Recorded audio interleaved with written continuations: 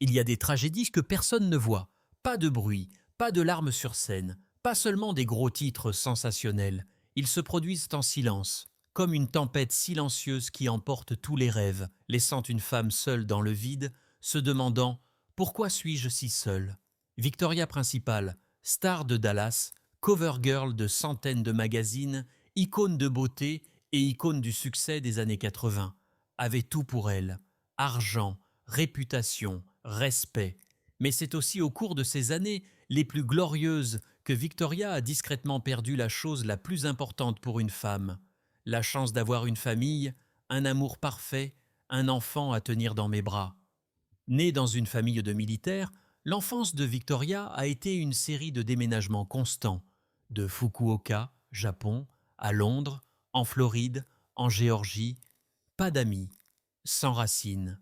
Chaque fois que je me fais un ami, je dois rompre. Chaque fois que je commence à rêver d'une maison, je dois faire mes valises et déménager dans un pays étranger. Cette solitude n'était pas forte, mais elle rongeait son âme petit à petit. Et puis, quand elle a grandi, Victoria portait une blessure invisible, la peur d'être laissée pour compte, un fort désir d'appartenir à quelqu'un. Dès son entrée à Hollywood, Victoria a rapidement brillé. Une beauté intelligente, vive mais pas froide, des yeux qui semblent contenir une histoire inédite. Elle a endossé le rôle de Pamela Barnes Ewing dans Dallas, dans Dallas est devenue la femme que l'Amérique aimait, mais dans les coulisses romantiques, avec Patrick Duffy à l'écran, dans la vraie vie, le cœur de Victoria est toujours vide. Elle a épousé une première fois Christopher Skinner, un scénariste, en 1968, pensant qu'elle trouverait sa place. Mais après seulement 2 ans, le mariage s'est terminé discrètement.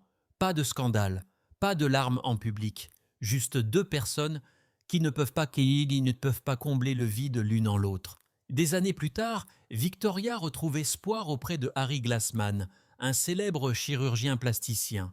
Le mariage a duré 21 ans, ce qui semble durer. Mais au fond d'elle, Victoria nourrit encore un rêve inassouvi, avoir un enfant. Une vraie famille, elle avait espéré, autrefois chérie. Mais au fil des années, l'espoir s'est progressivement estompé.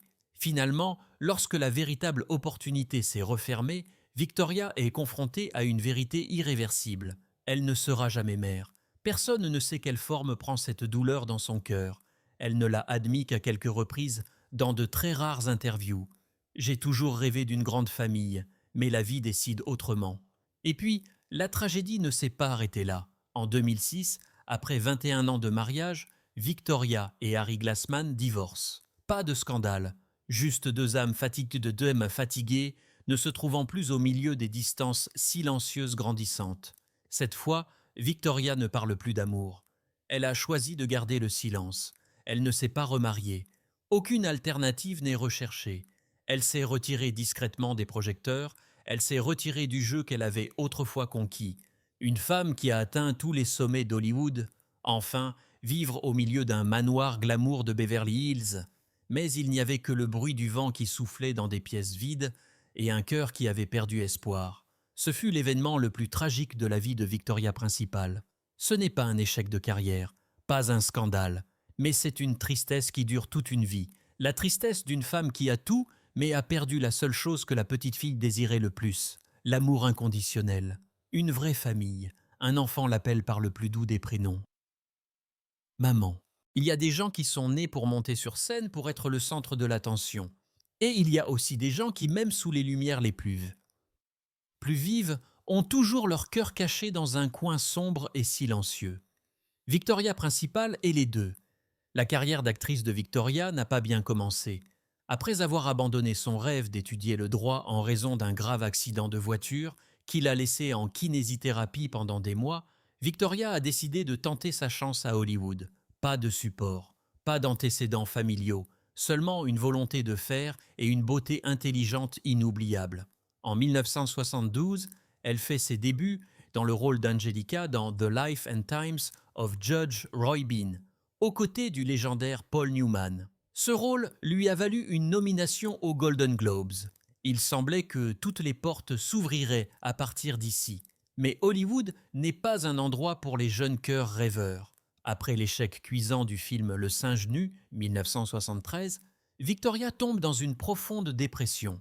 Elle a un jour pensé à abandonner complètement l'industrie du divertissement et à revenir à son vieux rêve, devenir avocate. Puis, une seconde chance s'est présentée à la fin des années 1970 lorsqu'elle a accepté un nouveau projet télévisé, Dallas. Dallas, une histoire de pouvoir, d'argent et de relations familiales complexes, est rapidement devenu un phénomène mondial. Et le personnage de Pamela Barnes-Ewing, l'épouse honnête et compatissante, est l'âme morale d'un monde calculateur. Victoria incarnait Pamela avec tout ce qu'elle avait, la solitude de l'enfance, désireux d'aimer et d'être aimé, et la croyance que, même au milieu du pire, il y a des âmes qui choisissent d'être gentilles. Le public du monde entier a adoré Pamela et a adoré Victoria. Elle est devenue l'une des actrices de télévision les plus célèbres au monde, gagnant des millions de dollars par an. Son visage fait la une des plus grands magazines, People, TV Guide, Cosmopolitan. Mais la lumière ne peut pas dissiper les ténèbres. Victoria vit entre deux mondes. Sur le plateau, elle joue le rôle d'une épouse au grand cœur qui se bat pour l'amour. Dans la vraie vie, elle est revenue dans une maison vide, où le seul écho était le bruit solitaire des talons hauts sur le sol carrelé froid. Ne voulant pas être cataloguée comme une simple jolie poupée, Victoria Principal a tranquillement construit son propre empire. En 1989, elle fonde Victoria Principal Productions, qui produit de nombreuses séries télévisées à succès. Parallèlement, elle a fondé Principal Secret, une marque de cosmétiques pour le soin de la peau, destinée aux femmes qui souhaitent préserver leur beauté naturelle. En seulement une décennie, Principal Secret est devenue l'une des marques de cosmétiques les plus vendues aux États-Unis, générant plus de 1,5 milliard de dollars de revenus. Dans le monde d'Hollywood, où de nombreuses stars féminines tombent rapidement dans l'oubli après leur jour de gloire, Victoria a fait quelque chose que peu de gens ont fait, transformer la célébrité en autonomie, transformer la beauté en véritable pouvoir économique. Elle est également l'auteur de nombreux livres à succès sur la santé, la beauté et le style de vie, tels que Le corps principal, le principe de beauté, principal vivant. Elle est devenue un modèle pour les femmes indépendantes, intelligentes et autonomes, une image très différente de ses rôles doux et gentils à l'écran. Mais avec ce succès, il y a toujours une solitude silencieuse. Victoria a refusé de nombreuses invitations à retourner à Hollywood, de nombreux scénarios attrayants et de nombreuses promesses de célébrité. Elle a choisi de rester dans sa villa tranquille, avec ses chevaux bien-aimés, avec de longs après-midi d'immersion dans la nature, où elle a trouvé la paix fragile qu'elle recherchait toute sa vie.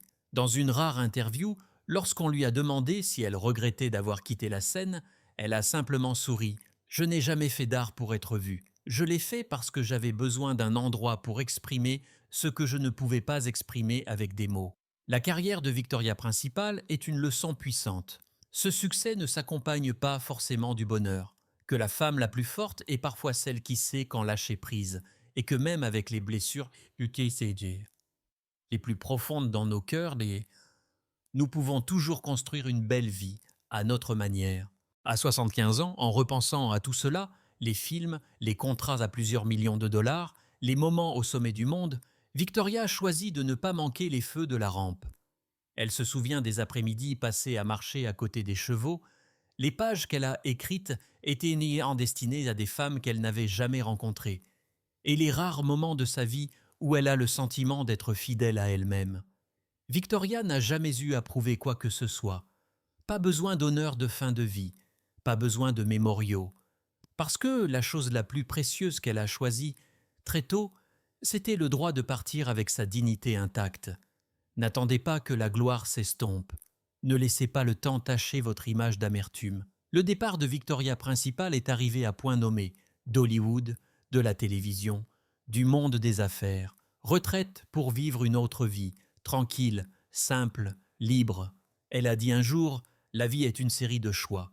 Je choisis de partir tant que j'aime encore, au lieu de rester jusqu'à ce que je déteste. Ce n'est pas seulement une philosophie artistique, c'est sa philosophie de vie, qu'elle applique à tout, sa carrière, son amour, sa famille et elle-même. Elle ne recherche pas de sympathie pour les chagrins passés. Ne blâmez pas la vie de ne pas vous avoir permis d'être mère. Ne regrettez pas les portes fermées. Elle vient de construire tranquillement une autre vie, de ses propres mains, une vie dans laquelle elle peut être elle-même, une femme indépendante, un amoureux de la nature et des animaux, un ami silencieux pour les âmes qui ont autrefois trouvé du réconfort dans le personnage de Pamela Barnes-Ewing. Une mère spirituelle pour de nombreuses femmes, Papin Solistame, leur enseignant que le bonheur ne réside pas dans le fait d'avoir assez, mais dans le fait de savoir assez. Il y a peut-être des gens qui se souviennent de Victoria Principal comme d'une icône de beauté éternelle. Certaines personnes se souviendront probablement d'elle comme l'une des stars de télévision les plus célèbres des années 80. Mais ceux qui l'ont vraiment comprise se souviendront d'elle en termes plus simples. Une femme qui a appris à pardonner la vie, un homme qui a accepté la perte sans perdre son humanité, celui qui a transformé les cicatrices en douces leçons de vie. Si la vie entière de Victoria Principal devait être résumée en une phrase, ce serait probablement « J'ai aimé cette vie », même si elle ne m'aimait pas comme je l'espérais. Et c'est peut-être là la plus grande et la plus belle victoire, à laquelle aucun projecteur ne peut se comparer.